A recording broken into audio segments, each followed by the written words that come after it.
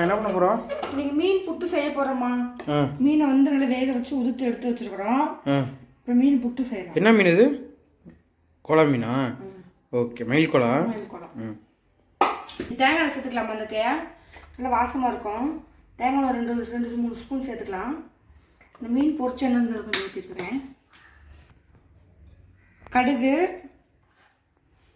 உளுந்தம்பருப்பு, கடலைப்பருப்பு, வரமிளகா ஒரு 3 வரமிளகா, கருவேப்பிலை சேர்த்துக்கலாம். இஞ்சியும் பூண்டும் தட்டி வச்சுருக்கிறேன், இதை சேர்த்துக்கலாம். ஒரு 3 பெரிய வெங்காயம் வந்து நல்லா பெருசாக அரிஞ்சு வச்சுருக்கேன், அதையே சேர்த்துக்கலாம். நல்லா வதக்கிக்கலாம்.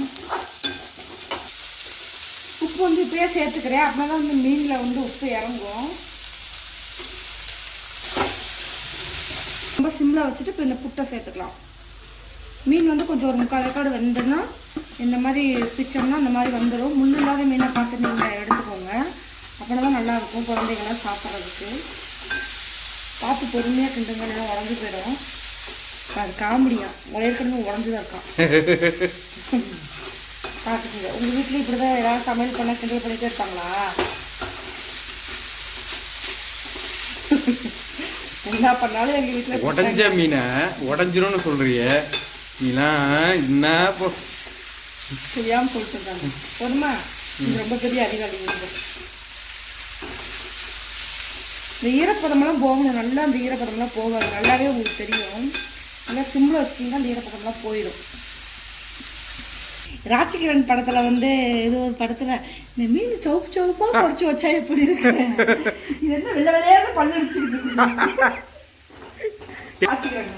ஏப்பதா இந்த பொடியெல்லாம் மசாலா பொடியெல்லாம் போட்டு வெள்ளை வெள்ளையான்னு பொறிச்சு குடிப்பீல, எப்படி இருக்கு சூப்பராக வச்சு சாப்பிட. இது என்னப்பா வெள்ளை வெள்ளையான்னு பல்லு அடிச்சுக்கிட்டு இருக்குது. அந்த புட்டு தான் இது நான் செய்கிறேன், செஞ்சு மட்டும் சாப்பிட்டு பாருங்கள், அவ்வளோ டேஸ்ட்டாக இருக்குது. இது கொத்தமல்லி தழை லேசாக தூவிக்கிறேன். இது வாசத்துக்கு தான் தூவுறது, வேறு ஒன்றும் கிடையாது. டேஸ்ட்டுக்கு வந்து கொஞ்சமாக மட்டன் மசாலா சேர்த்துக்கிறேன்.